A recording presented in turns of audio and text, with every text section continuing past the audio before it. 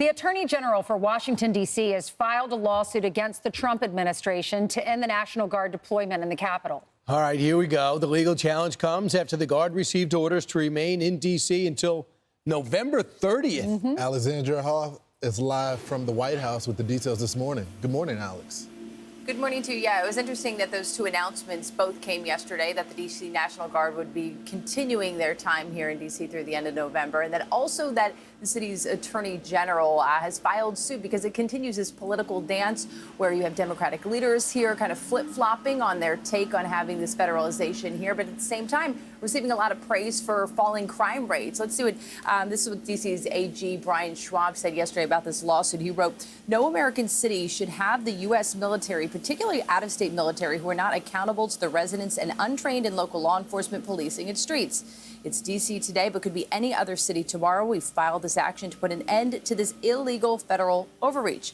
Now, White House spokesperson Abigail Jackson, she hit back stating this lawsuit is nothing more than another attempt at the detriment of D.C. residents and visitors to undermine the president's highly successful operations. Let's take a look at those operations. We got some new numbers here since August 7th. According to the White House, over 1,800 arrests have been made. 16 no gang members have been arrested, including MS-13, Tren de Aragua members. 5 missing children have been recovered, and 188 firearms have been seized.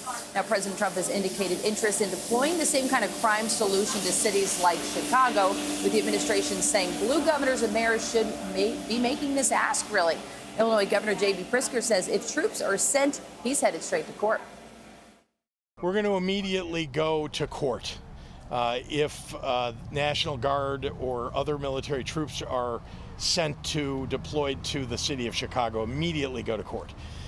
So that's going to be our first line of defense, is getting a court to issue a TRO or other injunction against that activity. And Governor Pritzker, he does anticipate that this increased federal action is going to take place starting tomorrow, and really that would be enhanced ICE enforcement. Guys. All right, thanks so much. So he's saying, I'm going to go to court to stop the crackdown on crime. Right. I'm going to go to court to make sure the National Guard, the FBI, enhanced ICE, and federal officers don't do what they did in D.C. That's controlled crime. Clean up the city and make people feel safer. I'm going to make sure that the homeless encampments stay intact, with a threat to your kids as they go to school. And I think this is really risky for him. So he's the same guy who said, I need the National Guard because I got to make sure the DNC is Chicago is a safe city for the DNC. Same thing with the governor of New York. I got to make sure New York doesn't get National Guard. What, but you needed him in the subway? They're essentially saying, I love the violence so much more than I love Donald Trump. And because I hate Donald Trump so much, we're going to push the violence in our community. We refuse to clean it up. So it's so dumb on two reasons. First of all, you got the National Guard that are doing the checkpoints. That's how they're getting a lot of the guns off the streets, because they're checking these vehicles. They're seeing who's going from street to street. Also, because you got all the feds there protecting the national monuments and everything, and you surge those resources into the community, so the National Guard picked up those shifts to protect the monuments. So it's just not smart. Take the win. David Axelrod from Chicago, famously, he weighs in and just says, listen, Pritzker, this is not a good move. Stop thinking 2028. I would be careful about playing 28 politics on this issue, because the right answer is we'll take all the help we can get, as long as it's appropriate help, as long as it's stuff that will really help. I mean, these National Guardsmen aren't even trained to do that work. They're not authorized to do that work. So, send us the resources that we need. We want to work with you. If there are if there are people doing violent crimes here who are illegal immigrants, we want them out of our city. We'll work with you on that. By the way, it would help 2028. You could say, I was a governor. If you want to be a legitimate candidate, then work with the Republican president when it helped my city and my state. He's saying the same thing we've been saying this entire time, that every Republican's been saying, every conservative, and even the moderates in D.C., if you ask them, or we went to the streets of Chicago and they said, we want the National Guard, we need this. He's saying, take all the help you can get.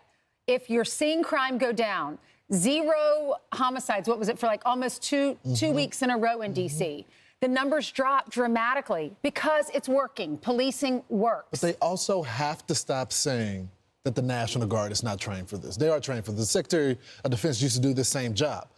It was good enough for the Democrats in Chicago when they had the National Guard there to handle the crowds, to handle control of the streets and the areas for the national convention. So don't tell us this talking point that they're not trained to do it. Isn't it more about just the presence? I mean, we saw that video of Chicago at that gas station 100%. where everyone was walking into the gas station or in the parking lot while people were filling up their tanks with these big guns.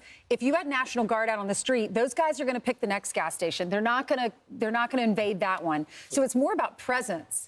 Well, for those people who think that the president's not going to do it, like I watched that clown, that DA, that Philadelphia DA, Krasner. He actually made chicken noises to say the president's chickening out of, think about this, the president's chickening out of sending security forces into Chicago, which is the murder capital of the country. And he made, I can't get my head around it.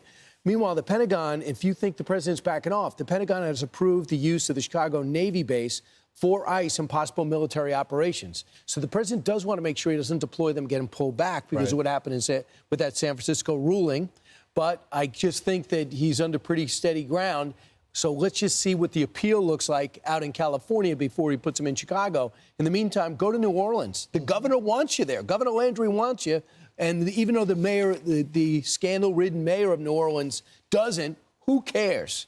I'm Steve Doocy. I'm Brian Kilmeade. And I'm Ainsley Earhart. And click here to subscribe to the Fox News YouTube page to catch our hottest interviews and most compelling analysis.